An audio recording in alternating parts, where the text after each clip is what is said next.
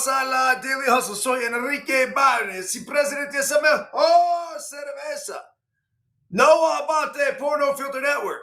Will the Thrill Clark not with us today. Miguelito Sandieguito not with us today. But catch him on his Mindbender podcast exclusively here on No Filter Network. Regardless if our boys are here, regardless if you are here, we come on here each and every single morning and we properly salute each and every one of you. Yes, yes, yes, yes, yes, yes, yes. Woo! Remember this, folks.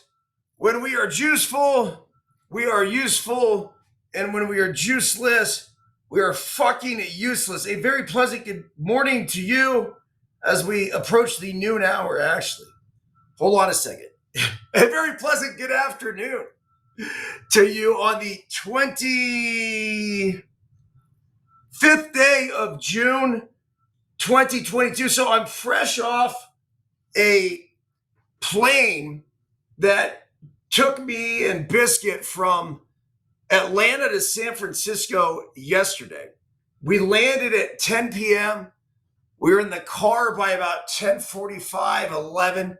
Back up in Tahoe at around 2. Asleep, I don't know, maybe 4:30, up 6:30. So running a little bit on fumes right now, but surely it was an awesome trip, an awesome experience. We went to the Perfect Game World Series in Atlanta. 90 teams, 15 different pools, and I think it was like 6. We ended up going 5-0 in pool play. We won our pool. Boys absolutely slaughtered it. It was so fun to watch. Offensively, defensively, pitching, everything was damn near perfect until it wasn't. So we got into bracket play, faced a tough pitcher throwing 78 from the left side. We pitched our top 2 guys. Jacob and Jesse, we ran them out there back to back. Couple questionable walks, a couple CNI ground balls. Next thing you know, a gapper gets hit, and one ball goes over the fence. And yeah, it was rough. So early exit, 13-0 loss to SBA. It's crazy how baseball is. We scored 27 runs in 1 inning. 27. I'm not kidding you. We won 27-1 against this team they're not a bad team. Giuseppe Pepe Manueli asked me, they like Truckee. I'm like, no. It's like a pretty good travel team. It just, for whatever reason, it clicked. I mean, all of our boys were barreling balls. They were patient. We took a lot of walks. And it piled on and piled on and piled on. And I think they changed pitchers 2 or 3 times, and it didn't matter. The kids just kept hitting. So we go from that to scoring 0 runs. You say when it mattered. Look, all the games mattered. And I did tell the boys, we were playing with the house's money. We went to Atlanta. We played some tough competition. We win our first 5 games. And sometimes shit happens. So I think the Banditos right now are playing ZT National for the finals out there. What gets me, and this is what I don't understand, Banditos like 75-1, like something ridiculous. Actually, they're probably closer to 80-1 now. And the one loss was to a 13U team, so it's not even like they've had a loss. I just can't believe they never have an off day. I can't believe whoever it is, Tyler Early or any of the other kids, Bowen Landry or Jock Landry, good buddy of mine. I played minor league baseball with him, his kids on the team.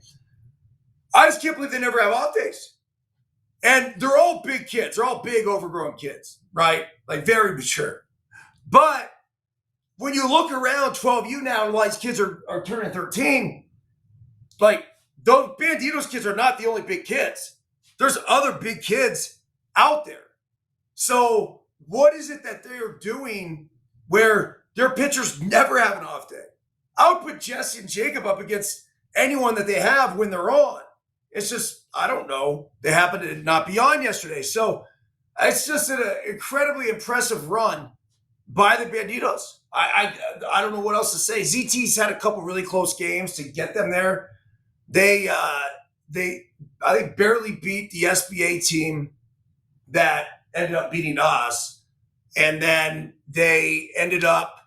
They walked off the Texas Sun Devils, who I really like that program. They're very similar to what we do. So nonetheless, look. Sometimes you take it off, you tip it, and right now, the Cats tip to the Banditos because I just can't believe they haven't ran into a pitcher, somebody that could shut them down. Like, just not one kid. Again, lefty, 78, pounding the ball inside. Like, it hasn't happened to them yet this season. So give credit where credit is due. Okay, so Giuseppe Pepe Manueli is going to join us here in a minute. I wanted to get to a couple things before we bring on Pepe and we talk about Game 7 last night. What a fucking run by the Edmonton Oilers. Connor McDavid.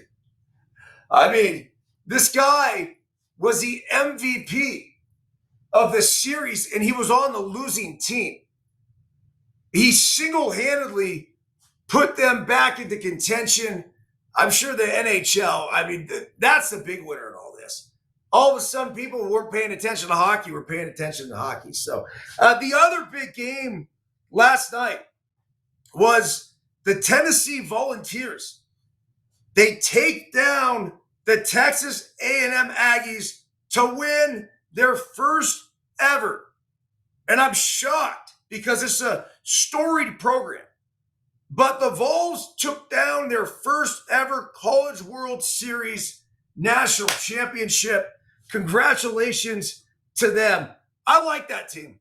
I do. I like that school. I like their coach. This has been a long time coming. Todd Helton, obviously, probably the biggest alum to come out of there. Well, him and Peyton Manning. But it's one of those schools that you can get behind.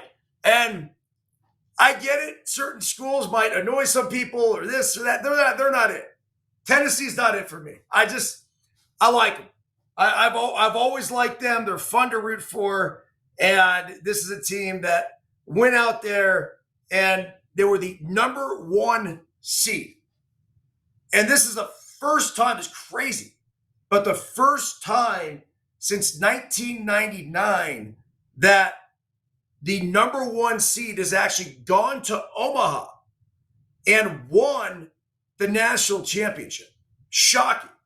It reminds me actually of UCLA in 2013 made a run at the national championship. And this is the same year where I had held a big barbecue for the boys up at Stanford when they were playing there. And I told them, I'm like, dudes, you guys get to Omaha, I'm going to be there. And sure enough, they got to Omaha. I went for the final series. And it was fucking awesome.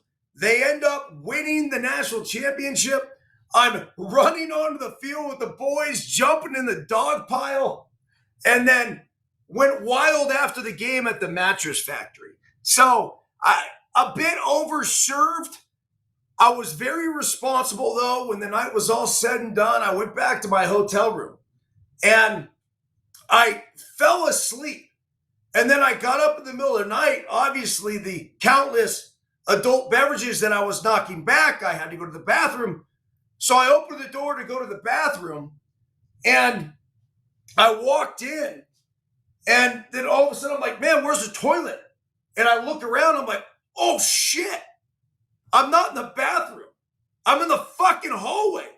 Well, it gets better because not only was I in the hallway, but I was in the hallway naked. And then I locked myself out of my fucking room. So I had my wits about me. I wasn't in this drunken stupor at this point. I was a little bit, groggy. But so now I'm walking around the hotel like this. I have no idea what to do. And then finally, a security guard comes up. He's like, yo, man, what's going on here? I go, bro, I locked myself out of the room. I thought it was a bathroom. And he's like, get in there and get in quick. Open the door. And that was it. So UCLA national champs, that was 11 seasons ago. And then yesterday it was Tennessee taking it down. Hopefully one of their alums had this fantastic experience like I did. Giuseppe Pepe Manuele, what's up, dude? Byrnesy, how the heck are you, buddy? Welcome welcome back, I should say, from Hotlanta. Big weekend there, huh? It was Hotlanta. You're not kidding, man. I mean, it is fucking hot in the South. You take that humidity, and it's a game changer, man. It's like walking around with a pancake on your face. Yeah, no kidding. I mean, it's humid under normal circumstances in Georgia in the summer, but you add this heat wave to it.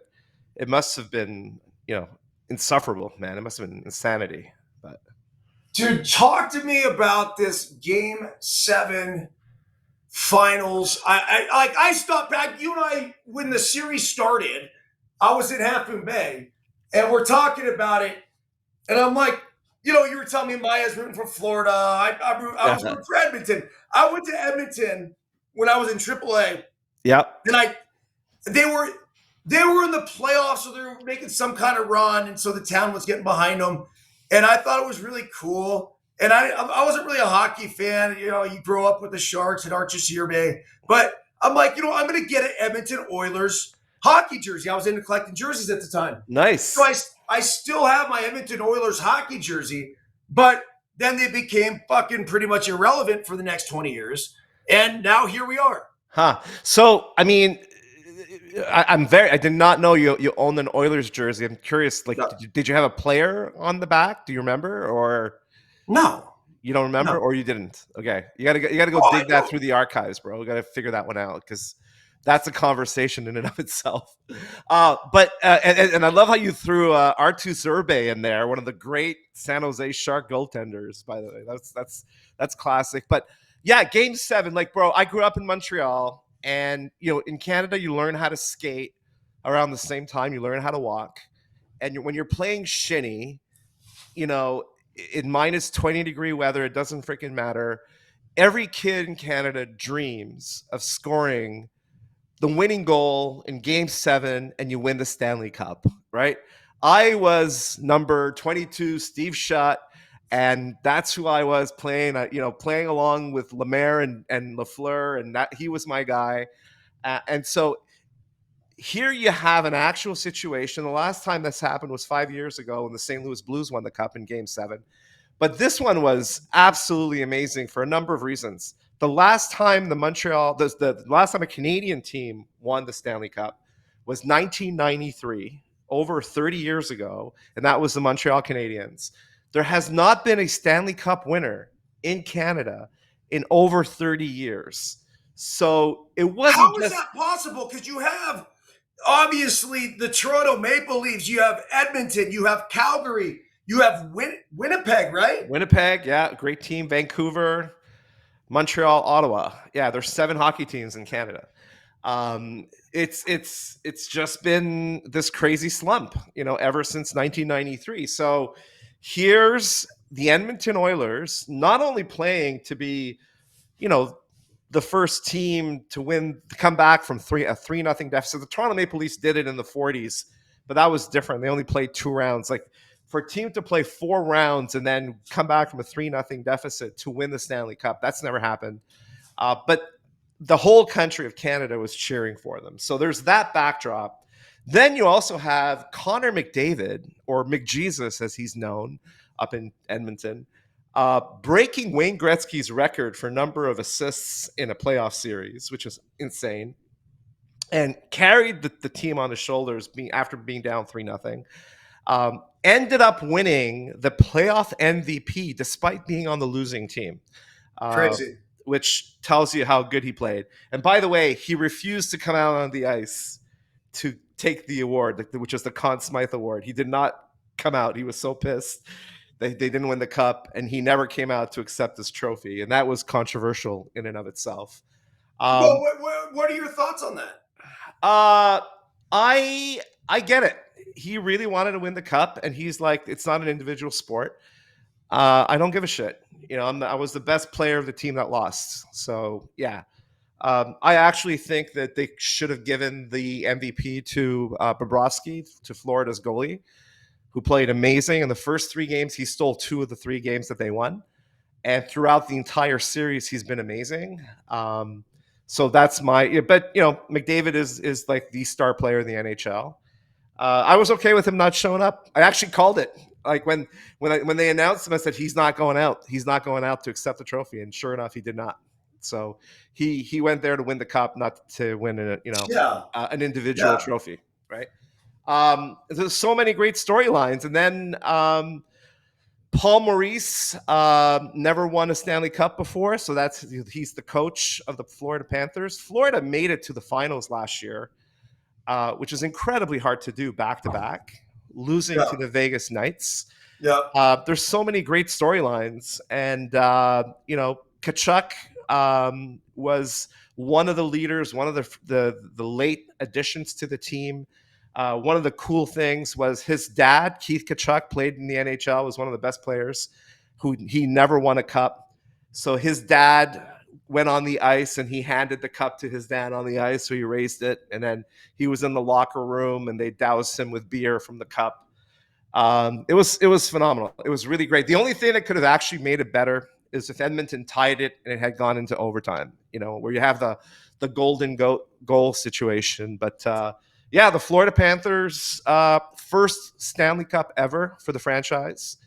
They've had a consistently great team for the last 10 years or so, great organization. So, really happy for the organization and guys like Tkachuk, guys like Barkov, but guys like Bobrovsky, who played through his head, Paul Maurice, wonderful, wonderful people. And it was really cool to see.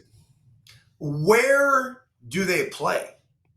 So they play north of Fort Lauderdale, a little town called Sunrise, very close to the largest outdoor mall in America, Sawgrass Mills, which is a massive outdoor outlet mall. It's a bit of a trek, right? When I lived in Miami, it's a 45-minute drive from South Beach. Like it's a bit of a trek. It's the middle of nowhere. That brings up the question: if it's in the middle of nowhere, I imagine it's in the middle of swamplands and retirement communities. Does anybody outside of the organization in the state of Florida really give a fuck about the Florida Panthers? So it's really interesting. When I lived in Miami, Montreal would come, once a year between Christmas and New Year's, and the stadium was packed with Montreal Canadiens fans, and it was mostly snowbirds, right? So the people who go to hockey are all the retirees from Michigan who winter in Florida, and they go watch Detroit, but they're wearing the Red Wings jerseys, right? Mm-hmm. So Tampa's a little bit like that, but I feel Tampa fans are a little bit more committed to the franchise. That being said, everybody loves a winner, Byrnesy, right? So, I think that this is what they needed to be more relevant in the South Florida community, right? And well, it's interesting. It's kind of like the Rays, though, because you talked about how great of an organization the Panthers are. They've been winning for the past decade. Like that's the Tampa Bay Rays, right? Yeah. Like that's a really good organization that, despite all odds, has continued to be a legitimate contender in the American League East every single season. Yet, in people in Tampa, you'll make the argument that they care, but they play in St. Pete, and I just don't think they care. I really don't think, a whole lot of people outside of the 4,000 season tickets that they have give a shit. It's sad. I actually think, you have a lot of people who leave Tampa in the summer months. I think it will be harder actually to get a big customer base in Tampa, because you don't want to be in Tampa in July and August. It's freaking hot and humid and miserable, right?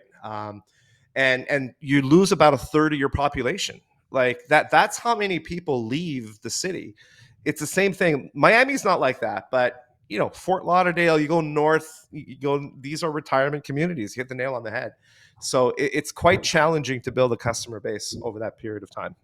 But yeah, I like I said, everybody loves a winner, and hopefully some people will get around it, right? So the Canadian drought continues. The Canadian drought continues, and I have to say, being a huge Montreal Canadiens fan, I was kind of rooting for Florida yesterday.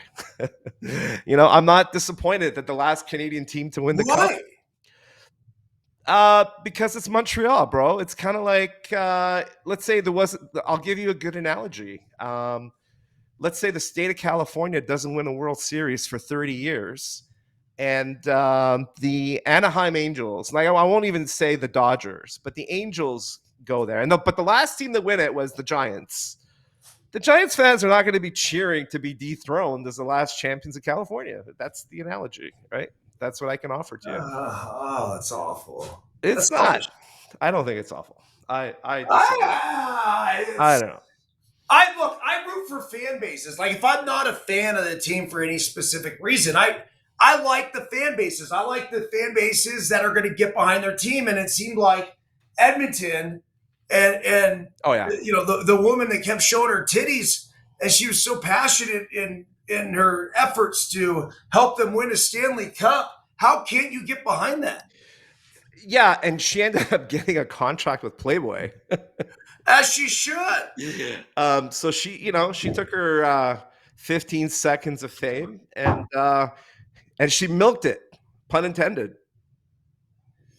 Oh, it's so good. I couldn't do anything but step into that.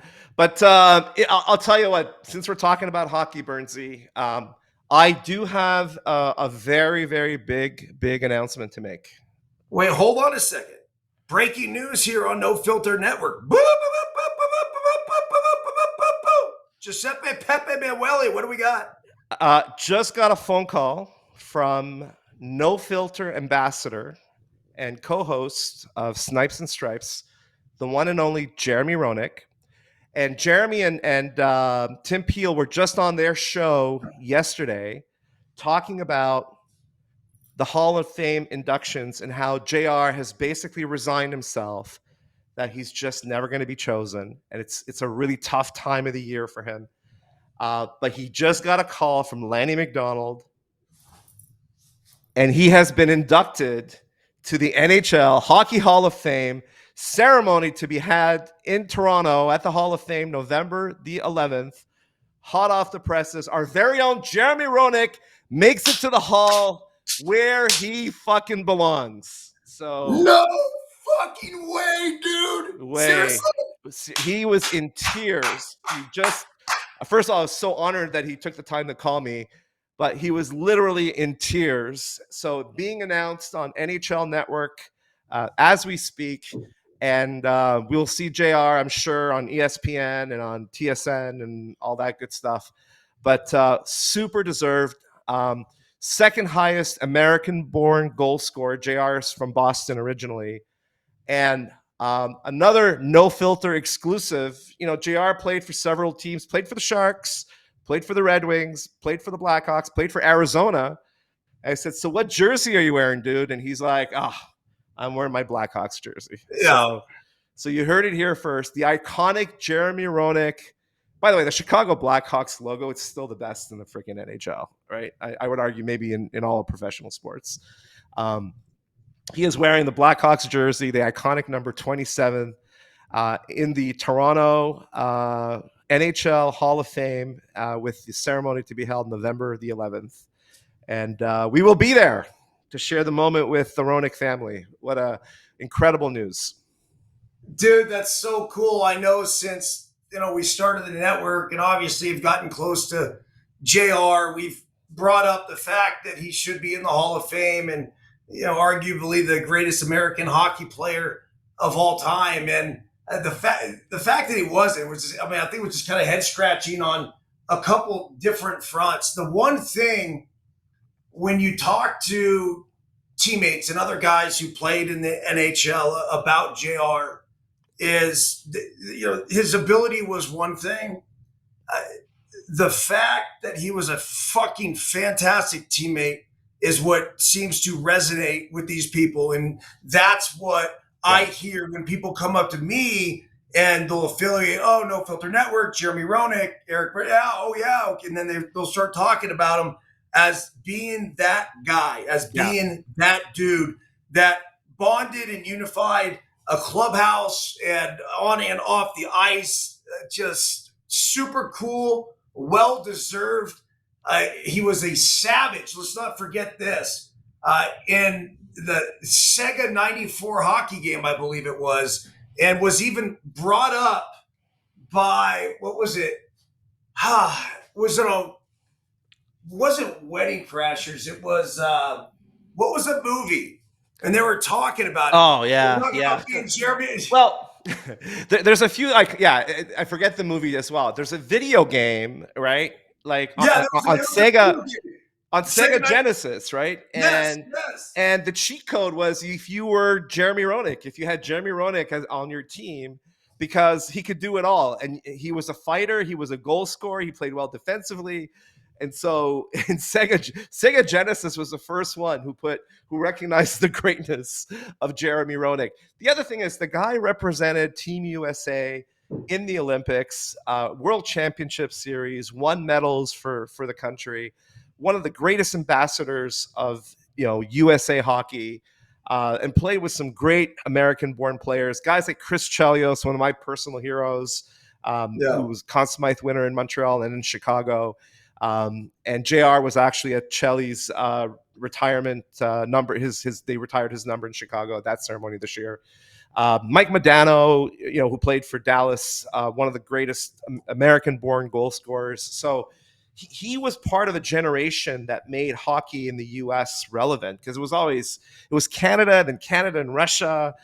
But the USA actually has, they built very competitive teams, and then women's hockey was a big thing too. So yeah, iconic legend of the game. And the other thing I love about JR, every time I'm with him, people who recognize him, he's always quick to smile, take a selfie, sign an autograph. Like, I've never seen him turn anyone down. Just a true gentleman. Couldn't happen to a nicer guy. So. Anyway, super happy to share that with you, Byrnesy, and to the No Filter community. So the movie was Swingers, and it was Sega 93, NHL 93. I mean, that's dude. Giuseppe, I think it's one of those things that, and I don't know.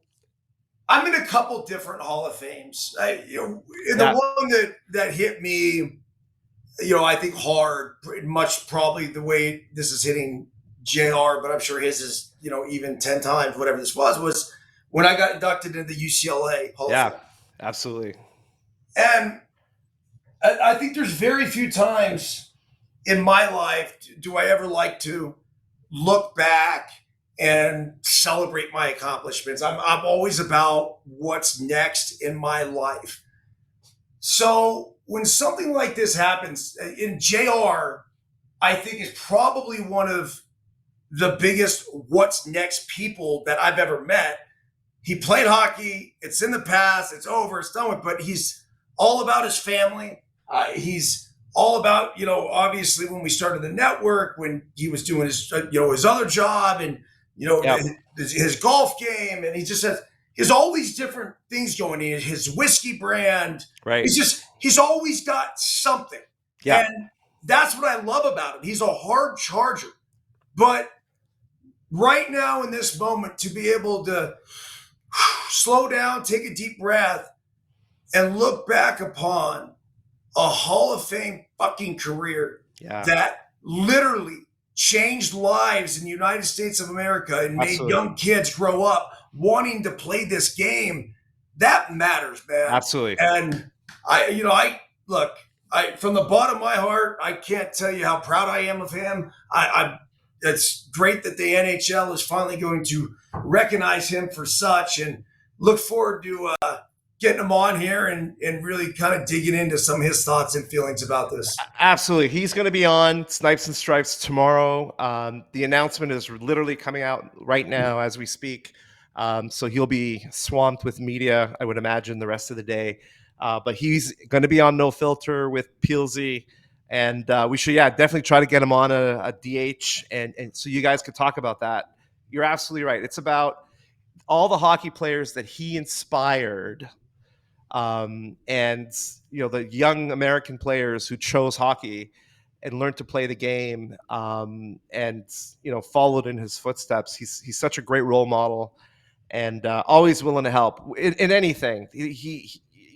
I could pick up the phone, call him, and say, "Hey, can you help me get a tea time in San Diego?" And he'd call the pro, and he's that kind of a guy, right? Yeah. Zero ego, and one of the loveliest human beings I know. Couldn't happen to a nicer guy. So, all right, Pepe, I got a pickleball game. All right, Burnsy. Let's. I like the hockey contributions here on the Daily Hustle. I appreciate that. Yeah. Well, now that hockey's over, we have a Hall of Fame announcement, and then NHL draft later this week. San Jose Sharks have the #1 overall pick in the draft this year. So, do they really? They do. Yeah. So we could talk about that. All right. All right, brother. All right, well, dude. Have a fantastic day. And thanks for having me on the show, brother. Hey, no, Pepe. Wait. Hold on a second, dude. Because it's kind of all part of it. Yeah. And officially, you're not in any kind of knock queue, so we're just gonna have to do this simultaneously. See ya.